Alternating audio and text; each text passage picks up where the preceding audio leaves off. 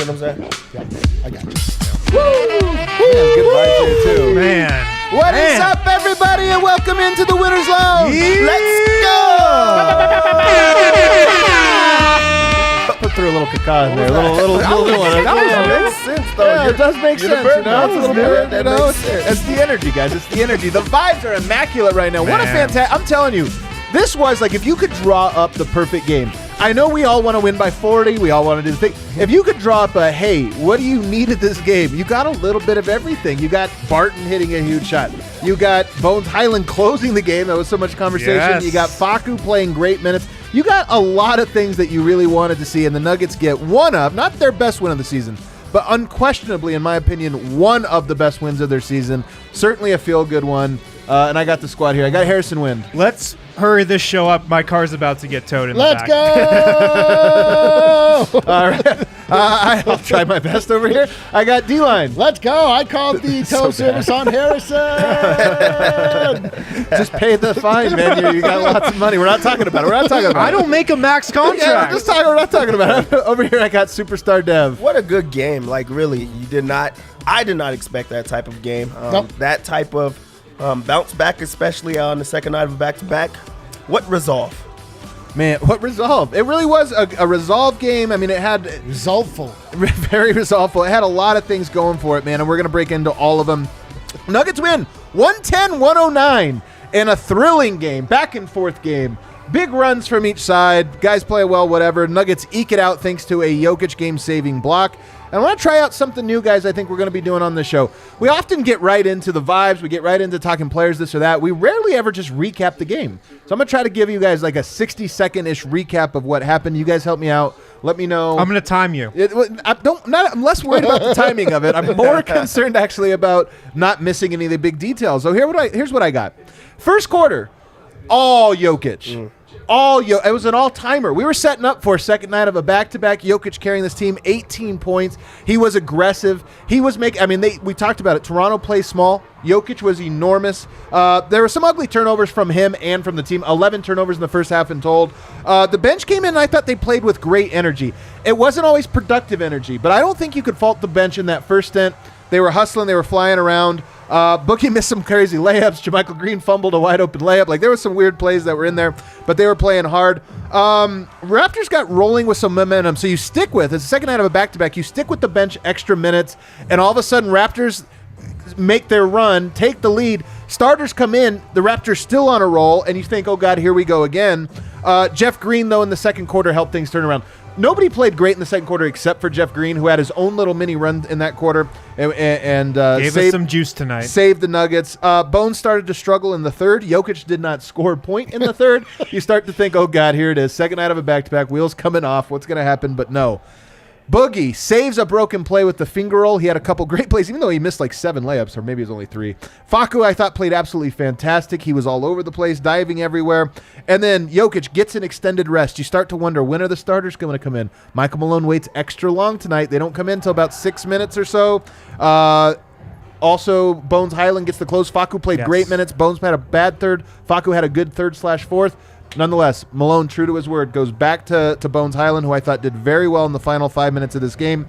And then at the very end, Barton with a Sombor shuffle bailout, like a horrible possession from Denver. You can't write this stuff. You can't write this up. He just has to like heave a shot up. Like, there's no time left. He has to go. He drives to the middle of the court.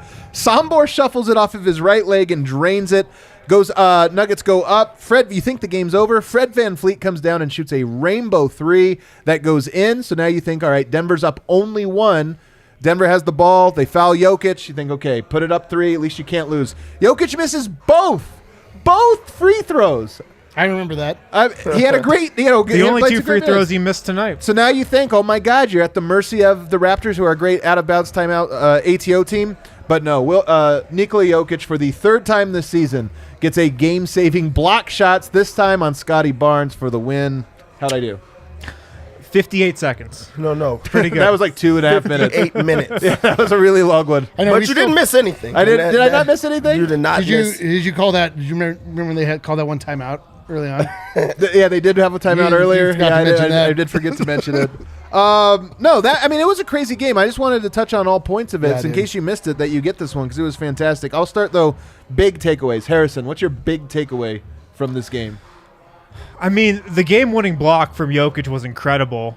If you watch the play, he comes from the entire other side of the paint. Yeah. He wasn't even on that side of the basket to block that shot, but he moved freaking quick. Like he got on his horse, got over to the other side of the basket. He did get on his blocked horse. the shot.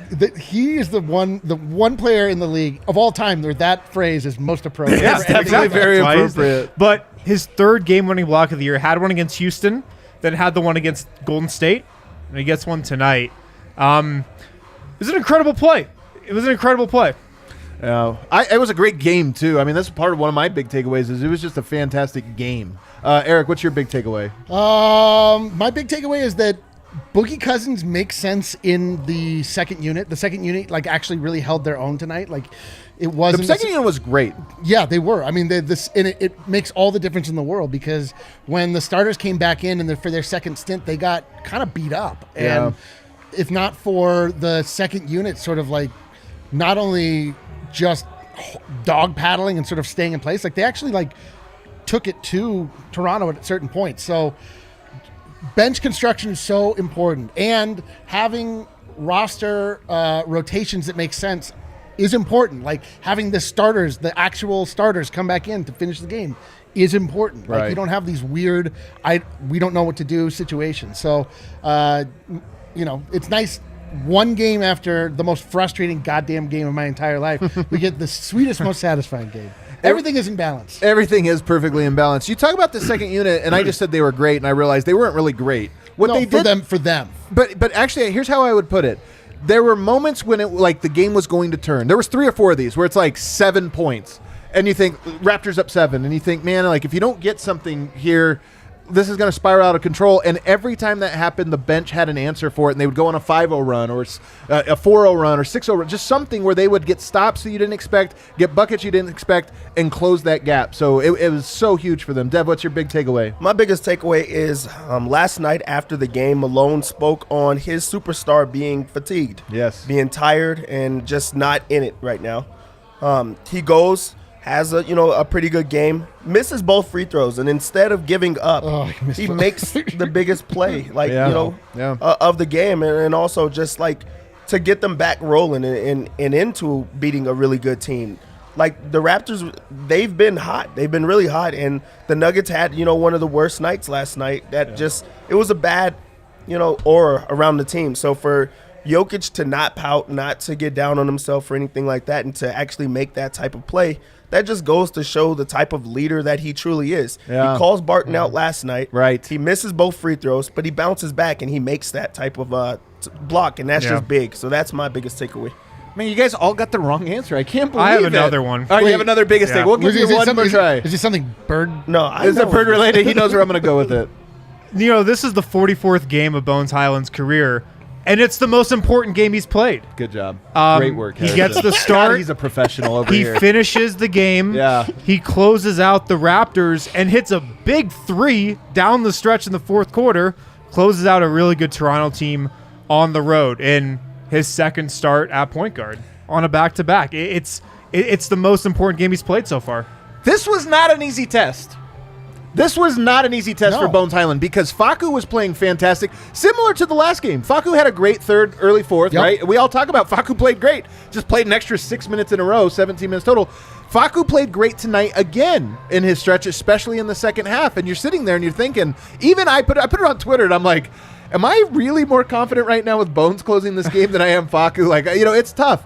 But Malone, I think, did the right thing. Malone. But I think Malone did the right thing. He went back to Bones Highland. He's going up against a Gary Trent Jr. who's giving him full court pressure. They're making them work. They're putting on a full court press. They're doing things that are really, really tough for a young, inexperienced point guard. And all these other things happen. I'm not saying Bones won the game. I'm just saying he was given an extremely difficult test tonight, and I think he passed. Yeah. Not just passed. He did a very, very, very good job. In fact, when he checked in, the first play over the top to Jokic for a layup, that was very important. And he missed that pass earlier in the game and then got it late. Great point. And it's important, because Jokic didn't have any buckets like inside the paint from the first quarter, second, third, all the way till then. Right. So it was big reestablishing the interior, but it was also just big because it's like you handled the pressure, you got it going, and the rest of the game, man, like they just were.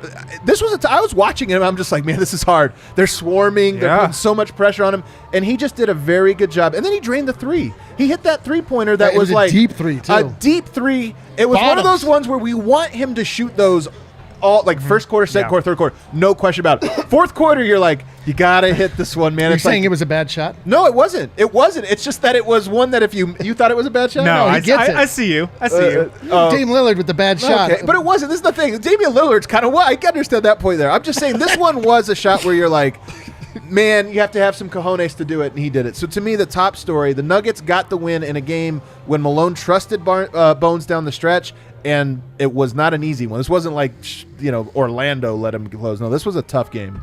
Yeah, and then Malone trusted in him. He talked about it last night about not going with them to close.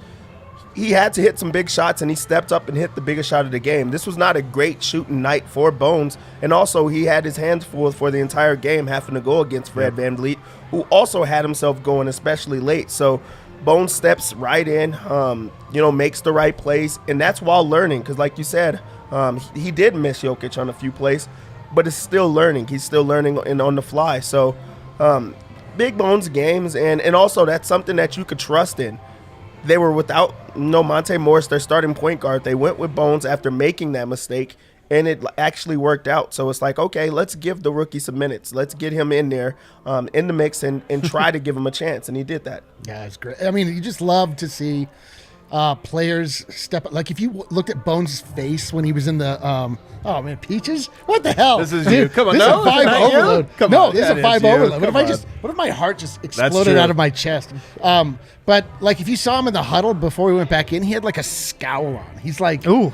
Bones, he's just like ready for it. Like he's built for it. He's not scared. I love it. Like I mean, he's definitely not scared. I know, but I'm saying like he just has that persona of like, let's go. And the fact like when he brought the ball up at the very last possession for the Nuggets, like he was being doubled by VanVleet and I don't remember the Gary Trent, maybe. I don't know. It was all the same. Like they're putting heavy pressure on Yeah. him, and he was really poised, and he made the right pass. He got it over into the corner to Jeff Green, allowed everything else to open back up so that Jokic could miss 2 free throws and I could die inside. You know what? I kind of like the way this game was officiated. It was a pretty physical game. And, Jokic got to the line 10 times, but there was just a game where they allowed a little bit of extra contact both ways, and that made it even harder for Bones because there were a few drives in this one defensively where Gary Trent kind of just, knocks him out of the way, and you're like, you saw some of those plays, and you're like, oh, God, he's not ready. Yeah. But, he recused himself very well down the stretch. Yeah, I just think he grew up tonight. And absolutely. It's not like he played a perfect game. He had 4 turnovers. He had some really bad giveaways too. But the fact that Malone stuck with him, which was big, he didn't have to. He could have played Facu again. Facu played better tonight than he did last night. Yeah. But he went back to Bones, and he was rewarded because it was the right choice, and Bones was clutch down the stretch. Definitely grew up. No question about it. Where do you guys want to go next here? Home. Let's go home and party. I didn't want to talk anymore, dude. I just want to vibe. Jokic, I'll go here. Jokic obviously made the big play. You're right about this with him being tired or this or that. We got the DraftKings Sportsbook's King of the Game. Look at that game-winning block. It's all it says. I love that the game-winning block, rightfully so, goes there, despite the fact he had 28, 15, and 6. Which, despite the fact that he turned in one of the most dominant quarters I've ever seen from him. Yeah. I mean, that first quarter, man, 18 points, right? Yep. And it's not like he was getting single covered. It was through double and triple teams, too. Right. The Raptors were just too short. Yeah, it was. Here's the thing I will say, though. The third quarter really was concerning. The fourth quarter was actually good, not great, and then he misses the free throws, which makes it almost below good. But he does make the game-winning block. I'm just worried a little bit about Jokic's fatigue. We talked about it last game. I'm telling you, man, you just watch him. There's so many possessions where he's running like I do when I'm exhausted, dead tired, ready to quit on everything. So he was running that. Do you look like he was dead? Is what you're saying? Yeah, he looked like he was dead. I'm telling you, he looked really, really tired. So that's one of the storylines. Yes, he was good. Yes, he had the game-saving block, but the minutes to me are starting to be a little concerning just because I think he needs this break bad. Yeah, he definitely needs a break, and for him to have to go to an all-star game that I feel like he does not want to be in. Definitely not. it makes it a tough. What the great thing is that he does not take the All-Star game seriously. So maybe that is a break for him to just reset himself and also be around other celebrities and stars and whatever the case may be. But yeah, he gets to like calm himself down and reset after it because he does look tired. With that being said, he also still showed up in the game, and I think it was a very calculated game from him to attack early so they aren't able to double team every single time. And if they do send a double team, now you got to see other guys step up. Like this was like a full effort like game from everyone. Like the entire team contributed in some way where you can't just attack one guy. And I think it was because he set the tone so early in the game. Then he like kind of like waned down, and that comes with fatigue. But if he doesn't start the game like that, you know, they don't win this game. No. So very calculated. My question is you guys know much more tactically about basketball than I do. Why is it that Jokic is so frequently just floating around the outside of the arc? Is that the way plays are set up, or is that his decision? I think there's two things. This is what I was going to say in response to this. One, I just think he's tired. Like I really think it's a first quarter, fourth quarter, set the tone, finish the game, and then the middle. If there were a better point guard out there today that made things a little bit easier and a little bit more floor spacing, I do think it's a little easier to go down to the block. But you saw how hard in that first quarter he had to work to get the ball and how hard the team had to work to get him the ball. And he did great things with it. In the fourth quarter, he had a move, or maybe it was the first quarter. I think it was the fourth quarter. He had a move where the double came, and he brought the ball over the double team and then scored. Like, that's attacking, like, no matter, even if they bring two guys, you have to score. I think Jokic is one-on-one, I'm going to score on you in the second and third. First and fourth, even on a double, I'm going to try to score on you, and that's the difference. Yeah. I mean, if that's the case, it's a fine game plan, you know, because he's going to have to play a lot of minutes. He's got so much on his shoulders. He knows he might get tired in the middle of the game. I'm going to set the tone in the first quarter and then finish him off in the fourth. Right. I mean, if you gotta carry the load that he has to, it's a fine game plan. What does Jokic or what does Malone tell us whenever he talks about Jokic's fatigue? He says there's nobody carrying the load that he does. He's going against double and triple teams every single night. Well, that's what I'm seeing in the first quarter. He's scoring on double teams. Yeah. He's not just schooling one guy. He's scoring through traffic. That's what I'm saying. Like this is why it's so confusing. I mean, the answer makes sense.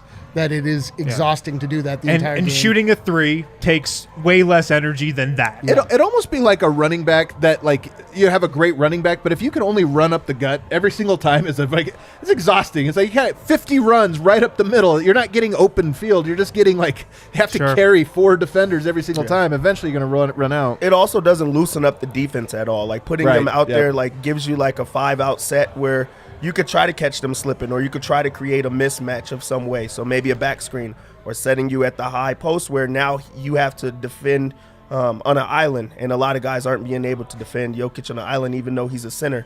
So I think that is just like fatigue. I think it's just trying to loosen up the defense and give them a different adjustment that they have to make. And just, you get tired. You can't go after it every single time. You're going to wear yourself down. But this is why when people talk about, like, how much better can Jokic get, it's the three-point shot, because we're not surprised he went 0 for 2 tonight. He's so predictable. He's a good three-point shooter. He's just like, some nights he's 0 for 2. Some nights he's 0 for 4 or whatever.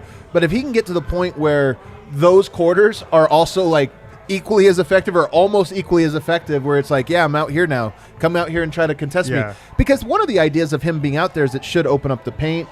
I know with Toronto it's a little bit different. By the way, really love Toronto.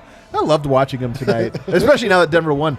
Like Scotty Barnes, OG Anunoby. Scotty Pascal Barnes has Siakam. the best floater since Rashawn Holmes. Dude, I thought he was going to Rashawn Holmes the Nuggets tonight. Oh, dude. He had 2 of them in a row, and you're just like, oh, God, here we go. I didn't even make that association. I'm going to go back in my mind to be terrified of it. It's scary how familiar it is. It was the last one was like the free throw line, and I was like, then he tried one from the baseline and it missed, and it was like, there you go. That's not the spot. It's not the Rashawn Holmes zone. Last thing on Jokic, though, his shot distribution tonight was so predictable, I thought, because he takes 10 threes last night in Boston. The media gets on him about, why are you shooting so many threes? Do you think you shot too many? Comes out and shoots only 2 threes tonight. Yeah. So predictable. But he also did shoot too many threes last time. So he did? There's a little bit there. Why don't we hit our first break? On the other side, another guy who had a somewhat predictable night, and maybe in a good way, is Will Barton. And we want to talk about him on the other side. As well as Jeff Green. We got to talk about Jeff Green, too. Yeah, stay tuned. I give Jeff Green some love. Great game from him. Ranch Rider Spirits launched in 2019, born from a food truck in Austin, Texas. These things are Adam Mars's favorite alcoholic beverage of all time. Tomorrow at Super Bowl. He can't stop talking about I it. really can't. You guys think I'm joking? You guys know I like beverages with no sugar. This is my thing. No sugar. No sugar. They're healthy. Well, I don't know about healthy, but healthier. Ranch Rider uses premium spirits like Reposado tequila or 6 times distilled vodka, sparkling water, and fresh squeezed citrus. No added sugar, no artificial preservatives. After only 2 years on the market, they've established themselves as one of the top 10 fastest selling alcohol brands in the country. So pick up some Ranch Riders today. Visit ranchriderspirits.com to find a location near you. Also, Green Mountain Dental Group. Schedule a cleaning, x-ray, and exam at Green Mountain Dental Group. Get a free Sonicare toothbrush. Top of the line electric toothbrush, the one that most dentists recommend. Just schedule a cleaning, x-ray, and exam with them. Get a free Sonicare toothbrush. They're located 15 minutes from downtown Denver. They're Colorado people, just like us. Great at what they do. Stop in there today. Schedule a cleaning, x-ray, and exam with Green Mountain Dental Group. Get a free Sonicare toothbrush today. Woo! Won that rebounds bet tonight, Dev. Good job, man. I've been giving out bangers. That's what I have been doing. Yo, the listeners at home and watchers have no idea how much money Dev actually makes from gambling. Like, people have no idea. Does Dev know? Or loses. You know, I mean, do we have an actual people just don't tally? know. It's ridiculous. You'll never know. Let's get to Will Barton tonight. So he had a game in the last one. Jokic calls him out. This was the topic of conversation for our pregame show tonight. Which, by the way, I hope you guys are watching the pregame show. It's like a mini podcast. We don't just preview the game. We also talked about Bones. We talked, there's always like little topics in there that are evergreen. But Barton tonight comes out, takes just 9 shots, goes 4 of 9, including 2 of 4 from the three-point line. And a lot of those shots came in desperation moments. It was like he was very clearly, I thought tonight, Dev, not looking to be a shooter. In fact, like almost you could say making a point, like I'm not gonna. He just was not around the basketball a lot tonight. Yeah, you knew that was gonna happen. Like there has to be like someone that's like taking track at home. Like how the Nuggets are 6-0 when Boogie Cousins plays. Right. Yeah. There has to be something about when Barton takes a certain amount 10 or of shots. fewer shots or something. Because I know that it leads to the offense flowing just a little bit more. Like this was like set up, and it's also a great bounce back spot for him because he could have pouted and said, no, I'm still going to take my shots that I'm getting. And he had some that he turned down just to try to make a better play. And that's just on his mind. And I actually wonder if Jokic is going to talk about it after the game because, like there has to be some type of like just clearing it. But that's a professional that goes into it and takes like that consider like what you just said about him, the criticism. And it's like, okay, I'll get back into the flow of the offense and we'll see how it goes. And it actually worked for them today. There wasn't many things to pout about with him today or to be upset about. But he shot shots when he needed to. He still, was part of the offense where he didn't just defer every single time. And he still had his moments. There were a few, shots that he's going to take, but you would take that. But he did make it a point to get Jokic the ball and get it to positions where he creates the mismatch, and then he exploited them. So I think it was a good bounce back spot for Barton where he was a leader. Yeah. There's something like really nice about a back-to-back game where you have the terrible taste in your mouth of last night. And both Jokic and Barton played the exact opposite game. It's so true. Tonight that they played last night, where they were like, well, that didn't work. Like, let's do everything opposite of what we did last night. Yeah, Barton, I take a little offense or a little issue with calling that last shot of his Samboy shuffle. He was going sideways. He was falling. You give things names for a reason. They're supposed to mean something. All that being said, this is wild, man. I can't believe this is the hill you're going to die I'm going to call it a Baltimore bump or something. Oh, my God. Wow. Baltimore boogie? A Baltimore bramble or something. Boogie? A Baltimore boogie, dude. I can't believe it. I don't know what to say. Marlo did the same thing, and if he was here, I'd give him the same stern talking to. You're right. It's not the awkward one side dribble. Yeah, that's the Samboy shuffle. He still shot a right-legged shot, man. Like when do guys shoot right-legged? Right-footed, one-footed Right-handed? fadeaway. The Samboy shuffle, but he was going sideways. He He's going across the key. You know what? The only reason I'm like arguing both sides of this is because when Jokic sometimes does the spinning soundboard, I'm like, it's a little different. It's like Yeah. different. So whatever. We have like a name for every unique Jokic move. We'll just call it Barton's interpretation of a soundboard shuffle. Okay, it's like a cover song. It's like a cover song. It's like unplugged or something. Soundboard shuffle unplugged. Soundboard shuffle. No, Unplugged.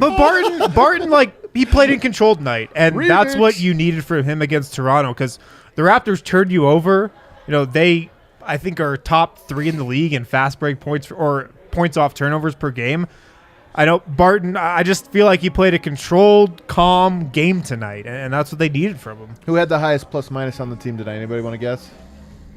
Tonight, Jeff Green? Jeff Green. I would guess Barton. It was Will Barton. Will Barton. Hell yeah! Is that chat telling you? Or are you waiting no, for the no. Java I to come just in? I used deductive reasoning as to why you thought Why to would bring ask that up that right question? now. Yeah. I can talk about Jeff Green next. He had a bunch of points in a little flurry. The Bombor Buffle. No. The Absolutely I'm not. with it. You know what? I'm with it. Let's The go. Buffalo. It was a Bombor Buffalo. It was a So Great bad. job, chat. Great terrible. job. Thanks, The dumbest DPC. You word. saved the show. Jeff Green, man, like we've seen a handful of games lately where he's just been like coasting. Yeah. There was a moment where the Nuggets, I'm telling you, the bench had the same thing, but Jeff Green with the starters had this thing where it's like the game's teetering on the edge. Is it going to get out of hand? And he had a little run tonight. Ended up with 19 points on 10 shots, which is incredible efficiency. Sometimes, as of lately, you watch Jeff Green and you're like, do something. Just do anything out there. And he just fits in, flies under the radar. You can't be upset with him, but you're not happy with him. This was a game he did the complete opposite. He actually had, on the second night of a back-to-back and being 55 years old, he was just like, you know what? I'm going to go out there and I'm going to play. He rebounded. He assisted, scored. He had 10 field goal attempts in a game, and you just don't see that from him on a team that, sent the double team and let him get open shots. He took them, and that opened up the defense a lot more. So for him to just be able to just like turn on that switch on the second night of a back-to-back, they really did need that from their old guy. Dude, Jeff is like totally like a good times friend. Like where, like if things like turn bad, you like got thrown out of your apartment, like you would not call Jeff Green. But like if you're throwing a party and like you want the vibes to go from 90 to 110, like we gotta get Jeff. And if things are going well, like Jeff is there. He's engaged. He's making it happen. But if things are going bad, he's like. But that's the thing about tonight, though. Like his flurry came when things were going bad. Like Yeah. when Denver desperately needed That's true. that somebody to step up, and he Yeah. kind of had it. I don't know. I feel like Jeff gets the same shots every night, and it's just a matter of if he shoots them or if he passes them up. Yeah. And tonight he shot him. Yeah. He was really aggressive. 3 of 5 from 3. Yeah, 3 of 5 from 3. He was going to the rim when he had the opportunity. Like, he could do this every night if he wants to, but Yeah. we don't get it every night. But Denver Nuggets definitely needed it tonight. Yeah. In that stretch you were talking about. Another guy we got to talk about tonight, Aaron Gordon. He had 13 points, 6 rebounds, 2 assists. Not the story of Aaron Gordon tonight. The story was he was matched up with a guy that I thought coming into it might be a good matchup for him. Tough cover in Pascal Siakam, but hey, Aaron Gordon's big, strong, long. Okay, Siakam, he can move with him. Not the case. Pascal Siakam absolutely torched him tonight. This might actually be the most lopsided, where AG had an assignment. Yeah. This might be the most he's gotten destroyed. Pascal Siakam was the player of the game between the two teams tonight. 35 points, 10 rebounds, 7 assists, 16 of 22 shooting. 16 of 20. He took 22 shots, only missed 6 of them. He was incredible. He was so good tonight, and he did not see Aaron Gordon. Yeah. Yeah, he lit him up in every sense of it, and that's also been a little bit scary with Gordon. He really has not shut down anyone in a very long time. It's been a minute, yeah. And you're asking a lot of them every single night. So your assignment for the week was Jason Tatum, and then the next day you have to go against Pascal Siakam, who's the player of the month. Yeah. Like he's like in a zone, and you're you're going against the guy that's taking all of the shots. So while he did get lit up, I do enjoy the fact that he still competes hard every single time. He does not make an excuse in these type of games because he could easily says hey, I'm having to guard everyone. I need a night off, or I need Will Barton to be able to guard these guys. Sometimes he steps up to the challenge and he gives that effort. And I just think that you have to applaud him for that, while also having to do, offense as well as that defensive assignment every single time with the cross matchup. So he got lit up. It happens. It happens. But like, what would have After happened? all of that, he got lit up. What would have happened if it was like Will Barton on Pascal Siakam? Like, Well, I mean, Well, sure. Pascal I'm might have saying- gone for 50. I'm just saying, like, Yeah, they didn't have a better option. they didn't have a better option. So, even though he got like lit up, like it still probably slowed him down. Well, here's what I You mean know? is that, well, maybe, but here's my point is that one of the things you think about with Denver in a postseason is if you go up against the LeBron, unlikely as that may be, you go up against some of these guys, how is Aaron Gordon going to fare? And look, maybe we just talked about Jokic being fatigued. I think Aaron Gordon's pretty fatigued as well. This was a back-to-back. He's had the hamstring banged history. up. He looked to me like a guy that was like, physically he can be better than that. But it is at least a thing you file away and say, how are you going to fare in the playoffs against one of these types? And, I mean, if you're thinking about the Nuggets from a big picture perspective, Aaron Gordon's defense is more important than his offense. Like, the Nuggets need him to be an absolute lockdown guy when push comes to shove, when they're in the playoffs. Like, that's what they need him to be above all else. So I agree with Dev. I feel like his defense has slipped definitely from where it was over the first couple months of the year. But I still have faith that come playoff time, he can still give the Nuggets an all-NBA defensive effort. I do too. When I say file it away, I mean part of what you might be filing away is just the idea of the All-Star breaks here in a week, and I both believe but also hope that Aaron Gordon after the All-Star break is going to look a little bit like a different person. Hopefully for the final 28 games or whatever is left, that's one of the questions. I do feel like with Aaron Gordon and his Nuggets tenure, it's been like great, worn down, great, warm down. Like, it's like these little ebbs and flows where you could tell something's not right. Then he's out a couple games, then he comes back, looks great for 5, 6, then he gets hurt. So just something to kind of keep monitoring.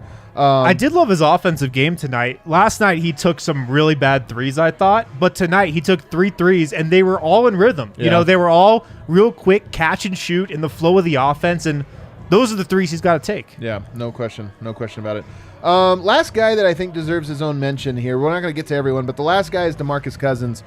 Coming in tonight, the Nuggets were 5-0 in games in which he played. Detroit twice, Brooklyn twice, Pelicans. None of those great. Tonight's a great win, and to improve to 6-0 now when DeMarcus Cousins plays. But here's what's funny. Once again, Boogie goes 1 of 6, and all of those layups were like were layups. They were like wide open stuff. So I don't know, Dev, how I'm supposed to look at this. One is DeMarcus Cousins keeps doing. I mean, he rebounds. There's undeniable that part of it really impactful. Denver needs it. Rebound. He's got that. But should the Nuggets expect that they're going to get even better once he starts making these, or is he just never going to make layups?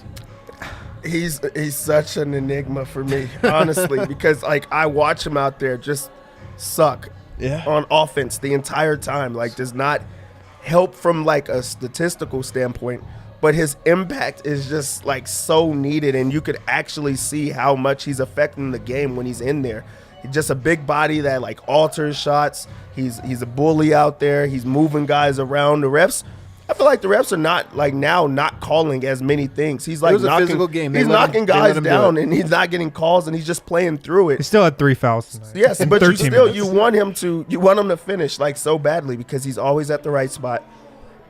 He always gets the extra rebound and things like that. So for a guy that actually is not on the scoreboard doing good things, the Nuggets really do need him in that second unit. So he's so tough for me to say. Yeah, he's just a big guy. He gets Huge. rebounds. He just clogs the paint. He intimidates people so they don't drive the paint as easily. Right. It's just I don't need him to make any shots. I don't want him to take shots. He misses them. But it doesn't matter. There's something about just being a presence.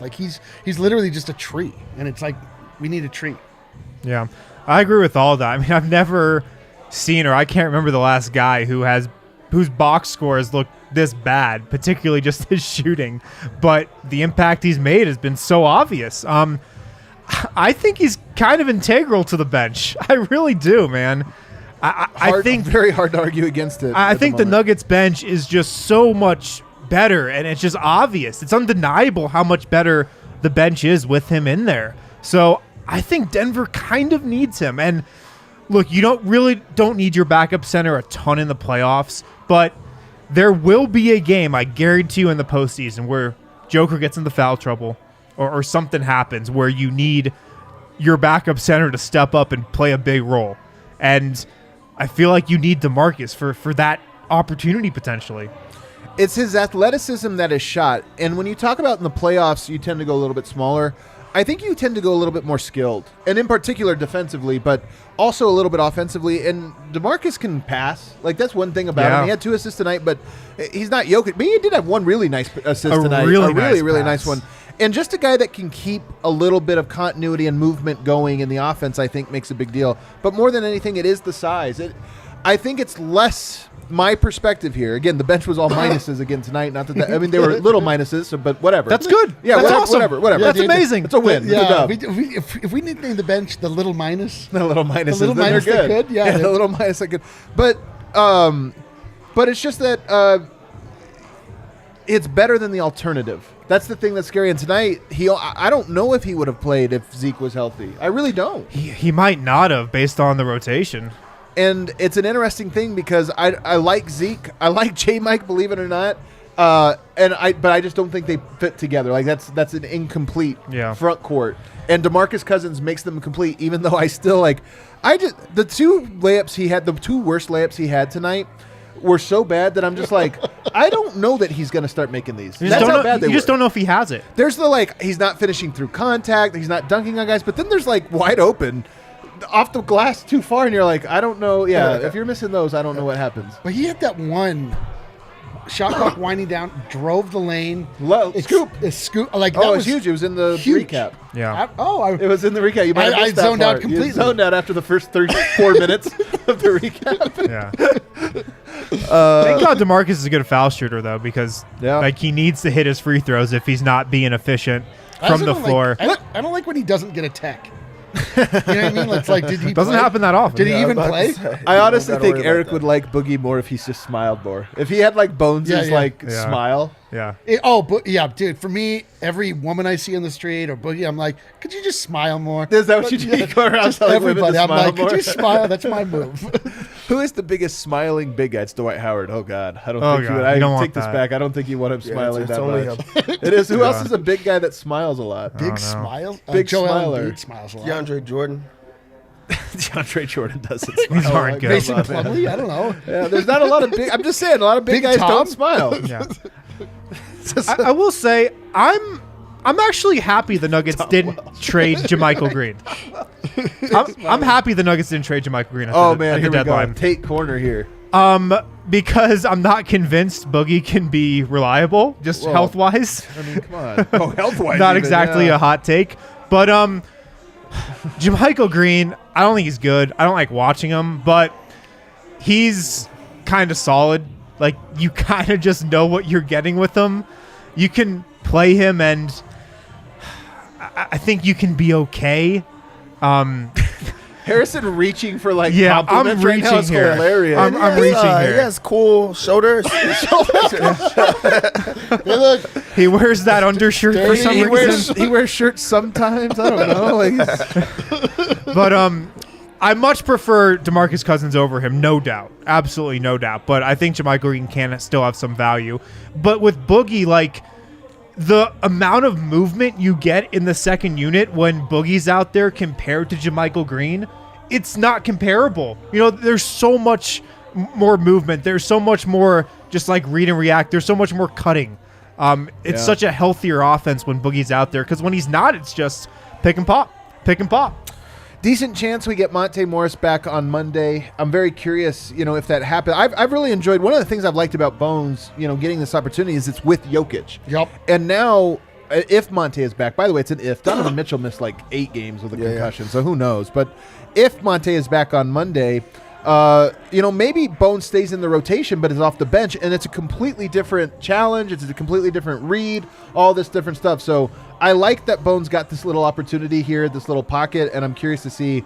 I assume if Monte's back, Bones, he's the guy that jumps down to the second unit.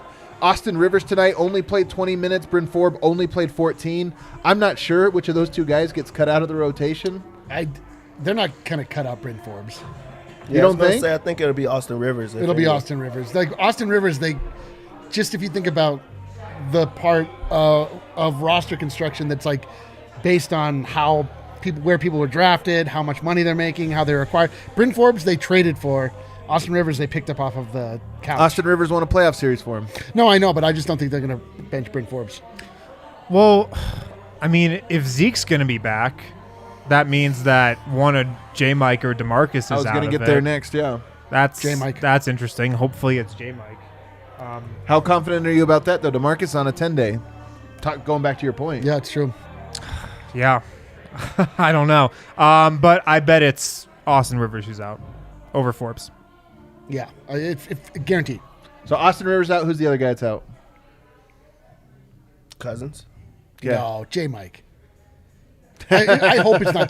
Dude, Boogie is not a great player anymore. Yeah. But he's just still a big body, and He's a bad player, but he's a positive. He also plays one every 5 games. I know. So he just had his game. He's So not true. playing anymore. I So know. true. I know. It's true. It's pretty wild. All right, why don't we hit another break? On the other side, though, put a bow on this game, put a bow on this weekend, but also maybe talk a little Super Bowl. Oh, Super Bowl. You know who's in the Super Bowl this weekend?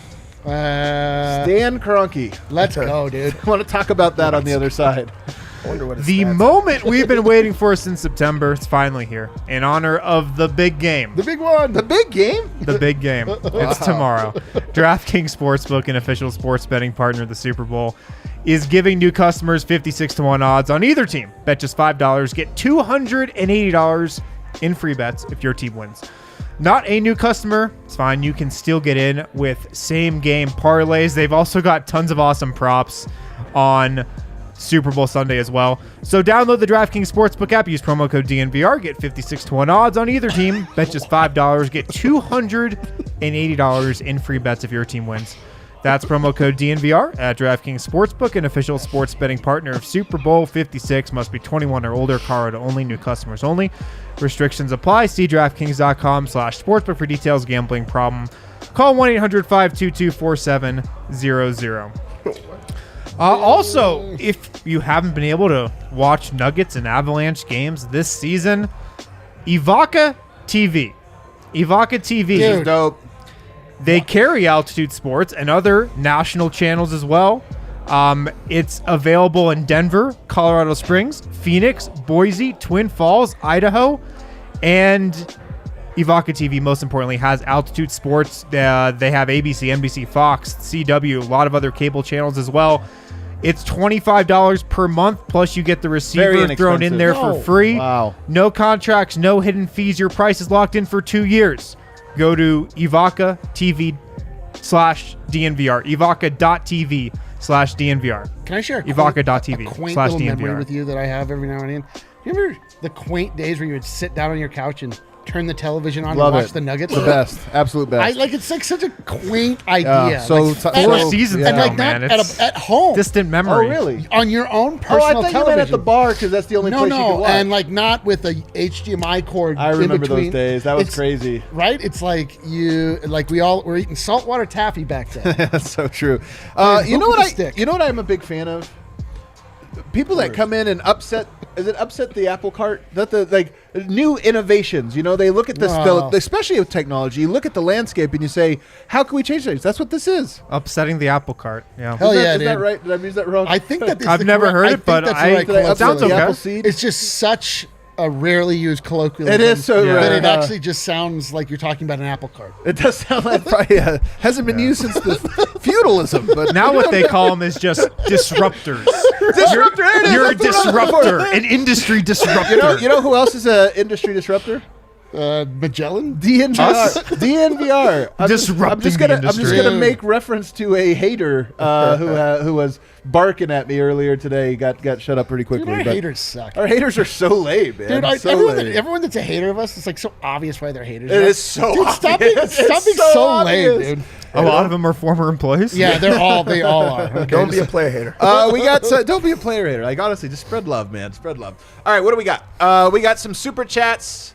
Let's read them all. Morgan says, "Willie B. Buckets leading plus minus for all you Jokic bandwagon Nugget fans." This sounds like an insult of a super chat here. Facu played great. N. Malone put Bones in 4th. Imagine if Boogie started making shots. Man, that's pretty much the whole show. Man. That's the 60-second recap we Holy needed crap, right there. Man. Why did we spend Dude, an hour on this? I can't even allow my brain to go to a place where Boogie is making shots, and I don't care. I don't care. Boogie, he scores 4 points a game. Like, mwah. All right, what is the most feel like? How many points is Boogie gonna have in the game he shoots over 50%? 8 points. 4 points. You think he's gonna have a game of 2 of 4? He's gonna make one. He's gonna Miss one. Eventually, he's gonna be. I'm just not shooting anymore. You don't think he's gonna have like a 15-point game on 6 of 8 shooting or something? I guess that wouldn't work. I couldn't see that happen. 16-point game. No. His best efficiency so far, 4 of 10. Hell yeah, That's dude. best so far. Well, I'm going to do some quick One math of here. 7, People haven't- 1 of 5, People 4 haven't of happy 10, when I 1 of brought this up. 7, He's 2 shooting of like 6, 1 of 15% 6 from the field. I've calculated 4 of 10 to be 50%. That's 50 for your right, man. Great math. That is Fort Collins High School. All right, what do we got? It's Rocky Mountain. You dick. He's shooting 24%. He says, P.S. Just happy for Barton. Please forgive King Human.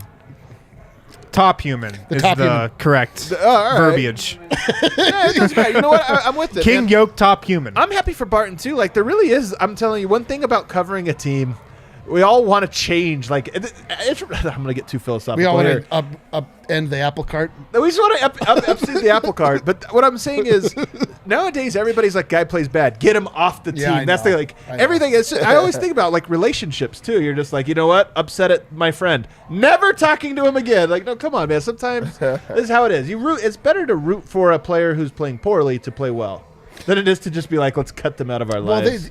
here's what I'll say about sports and Twitter and where the two intersect. Yeah. Is that Twitter is a way to monitor and capture human emotion in real time. Yeah, it really you is. understand how everyone's feeling about everything in Yeah. real time. And oftentimes your emotions betray you. And So often. It's so easy to get angry at somebody and be like, get the F off my team. You don't really think that. Later on you sleep. You saw this guy at Circle K. You'd ask for an autograph. You'd be like, Oh, really? Thanks for being on my team, Barton. Hey, what are you doing at But Circle K? Strange things are afoot here at the Circle K. But the point is that you, I get it. Like you vent, you get mad. Some people take it too far, though. Some people like really adopt it into their hearts and their souls. But it's okay to vent in the moment. But all these guys are great. I love. It's gonna sound really weird because you just mentioned Circle K. Like I'm thinking, like, when do you ever run into celebrities at random places? But at a gas station once, I ran into Andy Dick. The weirdest celebrity. I'm like, sorry. Yeah, isn't that the weirdest thing ever? Andy Dick at a gas station, I could kind of see it. Dev just saw Jamal Murray at Circle K. Are you serious? Circle K? My mind just like was blown that you just said that. I was like, Apparently, we got to start hitting up Circle K more often. my mind's the like, spot. when you said that, I'm just like, whoa, I swear. Man, these super chats, huh? All right, what else we got? Can't read that. Says human victory Sig Argentine. Oh, human victory cigar Argentine. Got it. Human victory cigar Argentine. Yes! Let's go. Cigar Argentine. Tyler says Shots. super chat shots. Well, this Saturday. F me. It is Wow. Saturday. Yep. We're all boosted. Man, Shots. wow! I don't want that, but you can pour those when here in a second. Here, Thanks, Vogt. Tyler. Thanks, You Tyler. son- You you son of a bitch. sweet. No, the homie Brian Tyler. says, "Love Boogie. Can he learn to slow yoke style?" Oh man, Well, that's he's already slow. He is pretty slow. I don't know if he's to learn anything.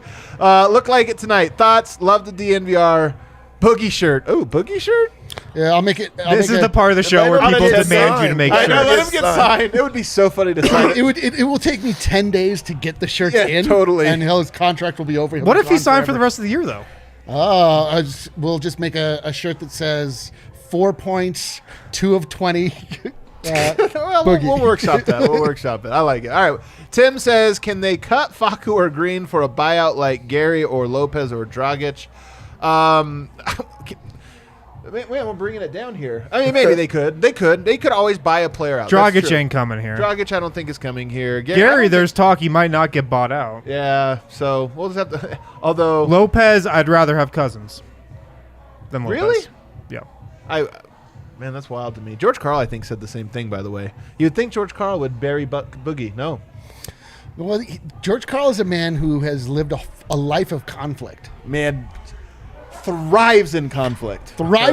So specific conflicts He goes had towards throughout his life, conflict. he does not take personally. He just is like, yeah.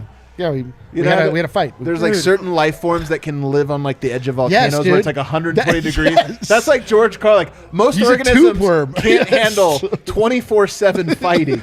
But George Karl, He's built for this. He's different, man. And the other thing I'll say about here's the thing, whether you agree or not, because he had a take in the last one where he said he phrased it in a hilarious way purposefully. He said he would trade Michael Porter Jr. for Mike Conley, which of course you wouldn't trade those guys straight up. But what he's saying is a true veteran point guard is more valuable to this team than a volume scorer. That was the point he was trying to get at. Whether you agree or disagree, whatever. The thing I was going to say is I'm not surprised also that he would be like, yeah, Boogie's awesome, because George Karl really does keep it 100 at all times. Yep. He just like he doesn't mind fighting. He doesn't sugarcoat anything, but he also like if you like criticize him, he's like, yeah. Like I don't know, he just loves. It is great. Doesn't Like, bother him. Look, I man, mean, he's taken so much criticism and he's seen so much NBA drama in his life. Nothing phases not him. only that, like he's gone through the thing where you are faced with your own mortality, and you're like, Right. I don't Sure, care. yeah. Like so, like you're like, do you like Boogie? He's like, no, or yes, or whatever. No, Like, no. He ats Boogie. He replied like I did. He ats him when I did the like. It's crazy. They put the snake emoji. I'm just like, yo, I'm tagged in this man. Don't make Boogie come at me now. I mean, this is like old, but like when I watched Squid Game, he was the old man in Squid Game. That's how I think of Spoiler George Karl. alert! Spoiler alert! Does he fight dirty? Yes, he fights dirty. It's the dirtiest. He fights dirty. I love it. All right, what else we got?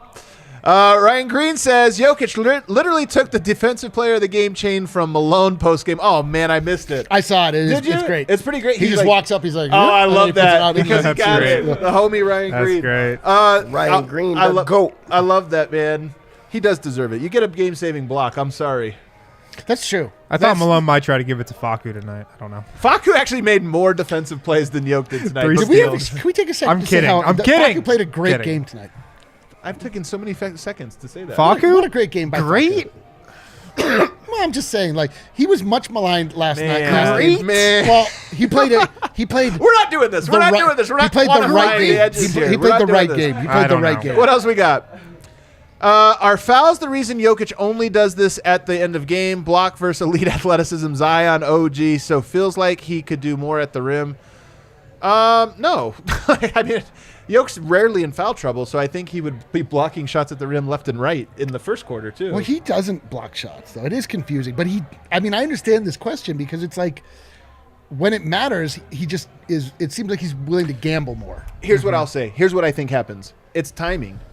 Everybody knew there was only enough time for that shot to Sure. get off. There was no Yeah. time for the like pass, pump fake, and get it Yeah. off. So Jokic fully committed. Jokic is very good at playing in between. I always call it cat and mouse on the list, where I talk about do you step up to the ball handler or do you play back to the lob? He's very good at tricking guys, and then they end up settling for 6-footers, 7-footers, and that shot's a lot, more questionable than a dunk. At the end of the game, I really just think it was like we're out of time. He's shooting it. I'm going full commit. I agree. He does play a great cat and mouse game. I'm thinking back to that compilation of him playing drop defense against Chris Paul, and that Suns fan was like, "Look how terrible Jokic is defending the pick and roll." It's like, no, he's defending it perfectly. Right, Just right. Chris Paul is making these ridiculous mid-range fadeaway jumpers. A lot of context always for all this stuff. Jeremy says, wore my Bones jersey. Way to adapt, coach. Block. Love it. Amen. Sometimes I feel like I'm reading these wrong. Yeah, I mean, you do put odd emphasis on things. I don't think I don't think you see it that well, and I don't see it that well. You don't quite realize. Do we also have lights There's in nothing our worse eyes? than when we're midway through one and you realize it's supposed to be rhyming. Yeah. Oh yeah, that's the worst. That's the worst. All right, what else do we have? Whoa. Hey guys. Exclamation point. Great game. 4 a.m. here. Totally worth it. Jesus Christ. Thanks, Nikola, for saving my Sunday. Also, do you like cheese? Hold on, wait, what? This is Flo. He's our French homie. It's for him in France. For him in France. Flo's coming, by the way. He's coming out. What? I think he might be here for the party bus. Flo, are you? Is that right? In the chat, find out. I think he might be here for the party bus. Hell yeah. I always, man, when we meet our fans from. That's why he's asking if we like cheese. Is he gonna bring us some cheese? He's gonna bring us some French cheese. Okay. I mean, first of all, if that's the Love the it. point, are you kidding me? It's like my top food. Yeah, let's get some charcuterie boards on the bus going. Oh, some charcuterie boards. Like, yeah. Marco, the Serbian, brought Yes, he homemade says. bathtub rakia, and Flo's going to bring a charcuterie board. We love I can't it. wait. Fromage. Oh, my God. So classy. Can't wait. Jeannie says, welcome to the Bone Show. Nashawn got big stones, yo. Oh, here it is. Running It's the O rhyming. with the pro flow. Hitting threes like a free throw. Watching his trust with Malone. Wow. Oh, bars. Bars. Spit fire. He spit fire. Unbelievable. Bars. He's a poet. Genius. I'm not gonna lie, when you said Nashawn, I was like, who? I think Nashawn's a dope name too, though. That's the other thing about it. Yeah, Nishad is a great name. As we wait here for Brendan Vogt, who I believe has some good quotes from the post game, so we're definitely gonna want to wait on that. The Super Bowl's tomorrow. Handful of international people, I'm sure, don't realize this. Super Bowl, man, it's the biggest thing of the year.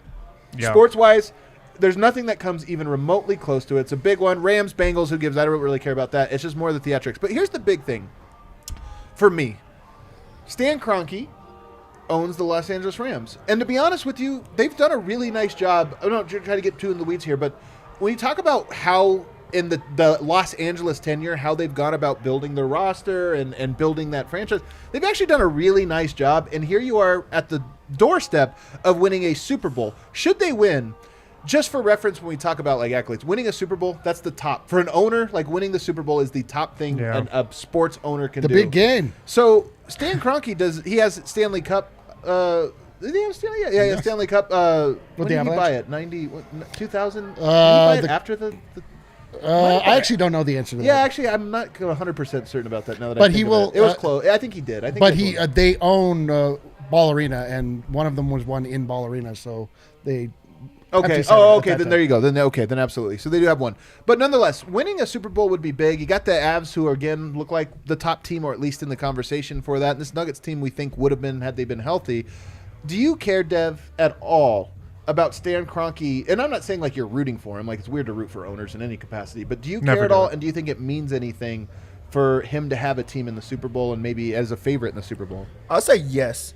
And the reason that I say yes is because the Rams did a good job of actually making things happen. They shuffled things around. He opened up his checkbook.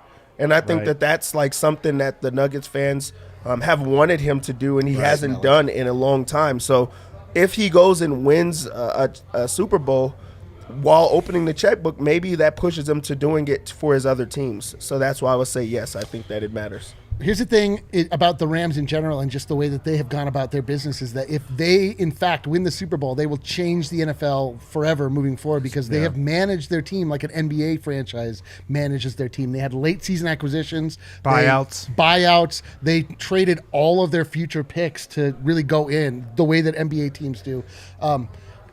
And you want a owner to feel success and joy from making moves that affect the team. That's a great point. If you get a Super Bowl win and it feels good and like you're remember why it is that you're doing this, like you want to keep this going. Like that, not only just emotionally, but like the financial implications of a winning franchise as opposed to just a franchise that exists. It's not. And you might close. even get showered with a little bit of like, look at Stan. Totally. You know, like a little like, look at this guy. He's a winner. The Kroenkes have been Kroenkes, much maligned ever since they got into Arsenal and it's been pretty bad. And I mean, we've talked about this the whole time. Like all the while, they have been owning teams stateside that have been flourishing because they've been allowed to. There's no micromanagement. Like they do their thing where they put the right people involved and they give them the tools that they need to be successful. But what Dev is saying, I agree with. And we've actually seen it with the Nuggets already. Like they've invested in this team. Like they're not afraid to go into the tax. They're not afraid to actually pay these players that they got that are transcendent and recognize.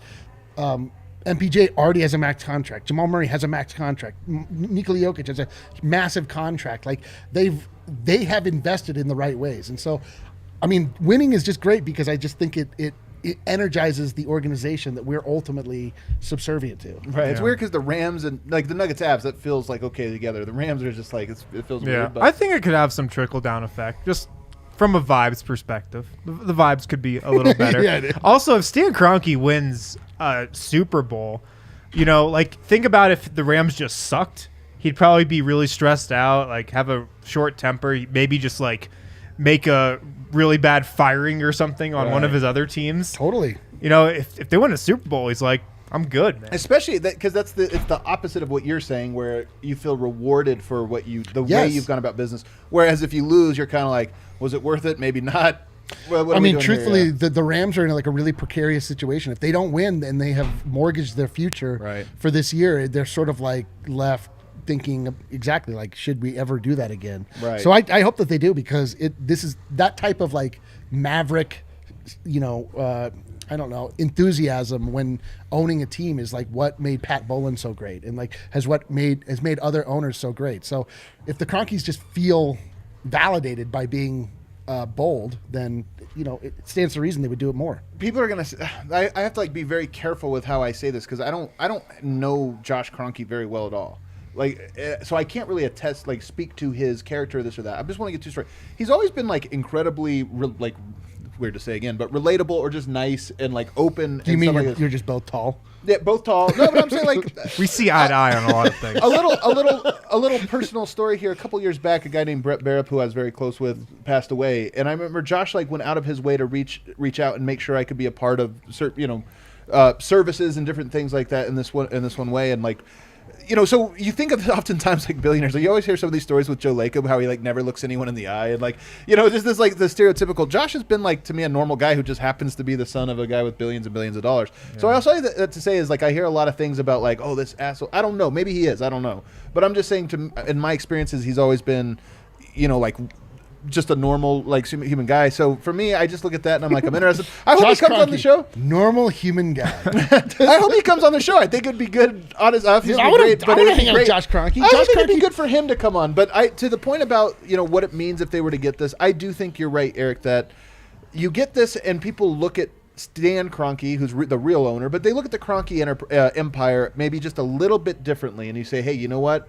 Not just a rich asshole. Rich asshole knows how to win, and maybe it does trickle down into everything else, and those things you start to learn, you start to grow from it. Yeah. So and maybe they can get the Nuggets back on TV and build a practice. There's no shortage of things that they have been a part of that have been kind of annoying. All right, Jeevely. Yeah, don't want to get carried away. I just gave a little short speech. Dev, no, hold on. Take the graphic down. We got to we got business this. Yeah, we got business here. Hey, all right, here's to Stan Kroenke. Here's to Stan Kroenke. Easy, and us having a great time without Vogt. Oh, goddamn it, he's in. Jeevely.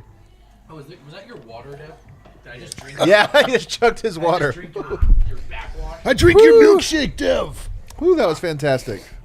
Now a graphic while we're all dying. What?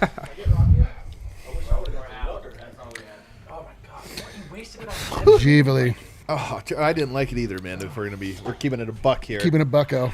Keeping it 100. All right. Well, hey, Vogt, we had a great show, man. Listen. Dude, this was like a 10 out of 10 show. I've got some great updates. Oh, we do have one.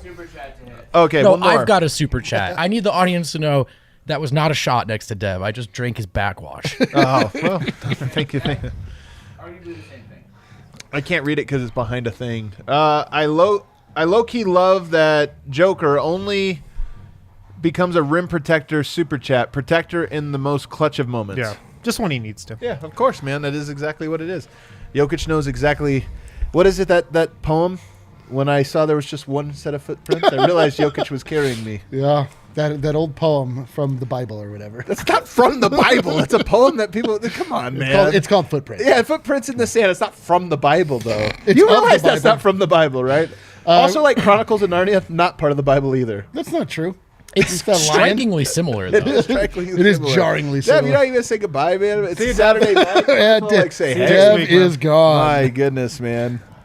Sped over here for Big T, but when it's just us, he's like, I'm out of here, man. Unbelievable. He's probably going to hang out with Big T. He probably is. He doesn't want to hang out here with Low T. All right, Vogt. That was good. What's up, man? Take us inside the locker room. All right, well, Micah Malone let us know right away that Jokic didn't just receive the Defensive Player of the Game chain. He took it. In fact, he walked into the locker room, walked right up to Michael Malone, plucked it out of his hands, and said, "I'll take this," which drew the biggest reaction of the night from the locker room. Everyone loved that. I love that. He talked about the end of the game. He said, look, there was a breakdown, and Freddie VanVleet, who's an all-star, gets a 3. Can't happen. And then how often do you see Jokic miss 2 free throws in a row? And Hopefully never again. Only And when I then- have money on him getting 30 points. That's And what- then we had the same breakdown the next play. He pointed out they ran the same play, Toronto that is, same action, got Fred the same look more or less, didn't fall. And then It was an obviously- incredible shot in addition to being like a half-second misstep by both guys, both AG and Will Barton, yeah. The fact that Malone calls him Freddie VanVleet. Yep.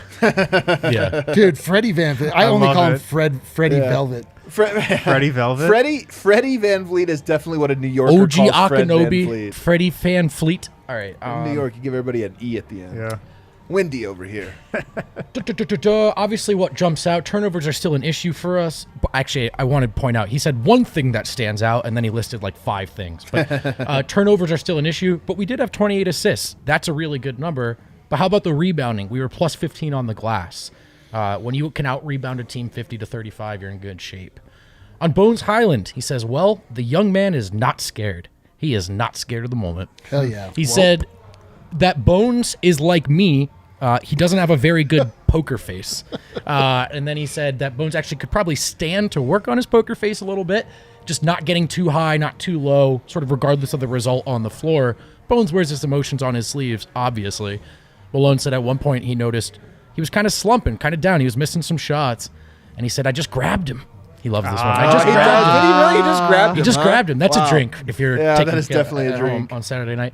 And I said, keep shooting. I'm going to start grabbing you guys. Please don't. I'm just going to start grabbing you like, Eric, just grab me. I'm Yeah, going to dude. establish an HR department. Like after a bad ad read, Wynn's not here, and I'm not doing it. Just So had get to your grab shit together. You can grab me, bro. I'm Yeah. going to grab you. And then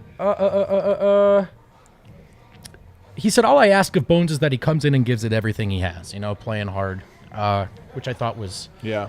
revealing to some extent because obviously Bones has to earn these minutes even now. So there's some insight into his perspective on I it. also love that Facu always gives 100%. Like, you say whatever you want about him. He never gives less than my 100%. God. I mean, that's the reason. Like, that's it. Yeah, Then yeah. you go, why does Malone play him so much? That is it. He's watching games. He's going, no one's caring, and I know one guy that will. We talked to Bones. It was awesome. He says, we're just so proud of Jokic. I love the way he said that. Like That's a vet awesome. talking about his rook. you Oh, know? my God. This guy is too much. Just shows you how great of a player he is and how quick he can forget about his mistakes. We knew it was going to come down to him, something involving him, and we knew we'd need him. So we're just so proud of him. On the big 3 that he hit, he said, throughout the game, I was getting great looks. The kind of looks that I knocked down. They were just rimming in and out all game. I just kept telling myself, I'm going to get one chance. I'm going to get one big shot. I'm going to get one chance to do something big. He was right, obviously, guys. My God. Eventually Toronto had to stop doubling because they couldn't leave shooters open. Not really sure if that's true. Might have to go back and rewatch that. But he did say it. They shot it pretty well from 3, 38%. That's okay. I just meant the stop doubling part. I don't. Yeah. But I would have to double check. And then he said on no fans, it kind of reminded him of college because obviously he's played in that kind of environment fairly recently. That's crazy. Right? Isn't that? It's kind of weird. Yeah. But You think, that must be so weird to go back to that. Anyway. I'm telling you, it's weird, man. Joel Rush NBA also teased him. He said, that's his Twitter handle. I don't know why I just said that instead of his name. Joel Rush teased him, and he said, it looked like after that big 3, you came down the floor and you wanted to jack up another one, but then you hit Jokic with a post entry or something like that. And Bones literally laughed out loud in the middle of the Yeah, question, not surprised. pointed at the camera and said, you saw that. And then he said, I absolutely wanted to pull up on that. I am not going to lie. Bottoms. But time and score, ultimately he holstered, chose something more responsible. Let's go to Jokic. Let's go to Big Jokic. Last night, very animated, spicy, you could say. Tonight, not so much. Right back to normal Jokic. On the big block, the game-winning block, his 3rd game-winning block of the season. Yeah. It was whatever. He did not have very much time. He had to shoot it. He I had to was shoot it. just there, so He had- I jumped and I blocked it, and He didn't have time. That's what Jokic said. He didn't have time. He had to shoot it. Well, there you go. We talked about that. Yeah. Didn't have time. All he could do was shoot it. All he could do. He also downplayed the Depog chain, saying he gave it away immediately. Quote, "I'm just going to lose it." End quote. He did say that it was a really good game for them. Yoke might be like a giant child. With where's the defensive player of the game? Oh crap! I knew that was my responsibility. I think it's at Burger King. I think I left it on the counter. Dude, if Jokic loses the Depog chain at Burger King, it's going to be the greatest story ever told. He said that they shared the ball really well, Denver, and it was a good game for them overall. He was asked about Toronto's style and size and if they lean on their length and quickness a lot, and Jokic kind of struggled with the question, laughing, basically saying, like, of course, that's a good thing. He said at one moment we had Facu, Bones, and Austin, and they had like 5 really tall guys out there. I think it's good when you can have a bunch of guys who are tall. They make the court smaller, they scramble really well, they cover each other, they play for each other defensively. They play a different style of basketball, if that makes sense. Everyone's big, everyone's switching.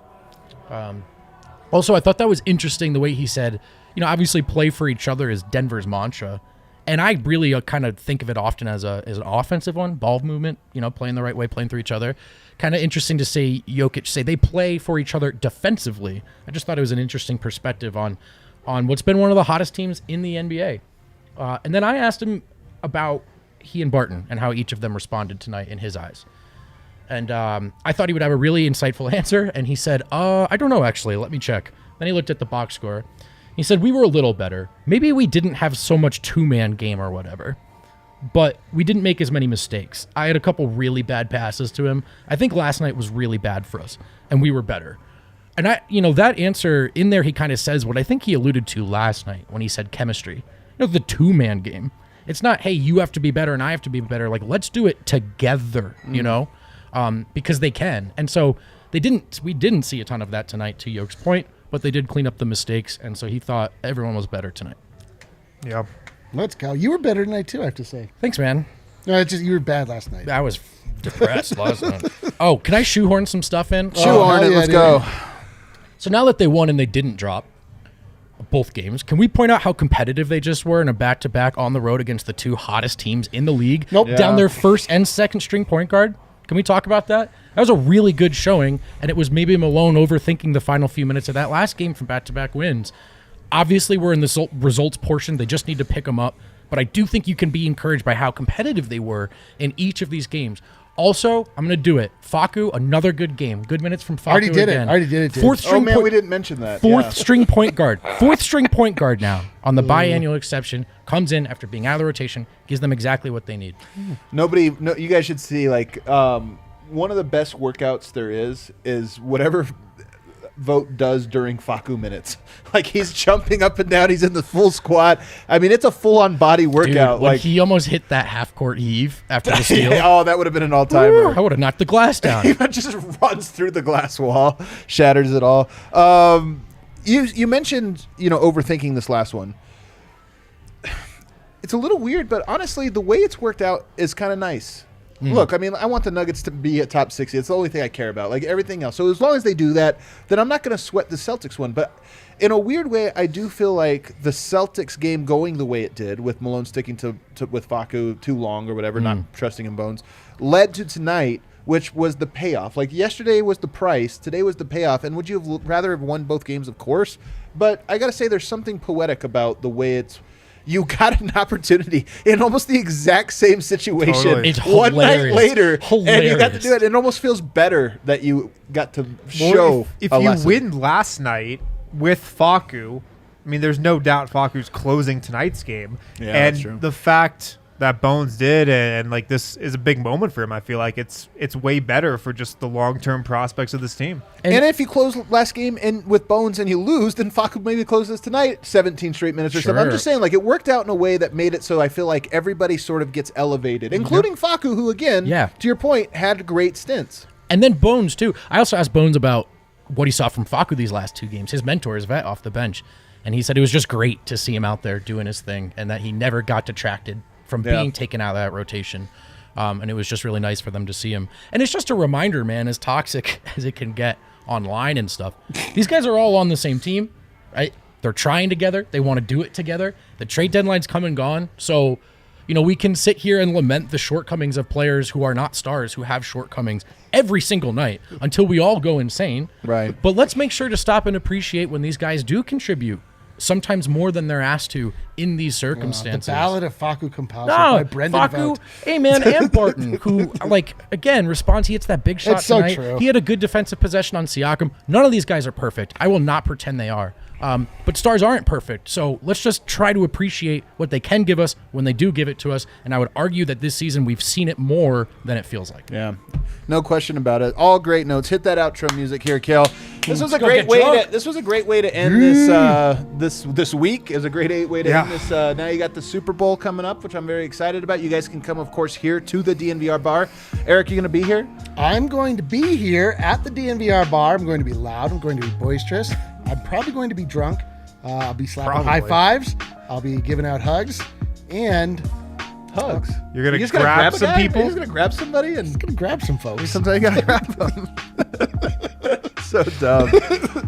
It should be really good. Guys, I have one request as we head into our weekend, if you guys don't mind. If you're watching this one, or if you're listening to it on your way to work, maybe of the following week or what have you, if you don't mind, open up your app, the Apple Podcast app, and go ahead and throw a 5-star review. We haven't had very many recently, so send us some love if you enjoy the show. Let us know that you do, and of course, you leave that 5-star review. We're also a podcast, of course, and we always appreciate those. If you don't enjoy it, keep it to yourself. Keep it to yourself, though. Yeah. Choose another podcast, you Yeah. loser.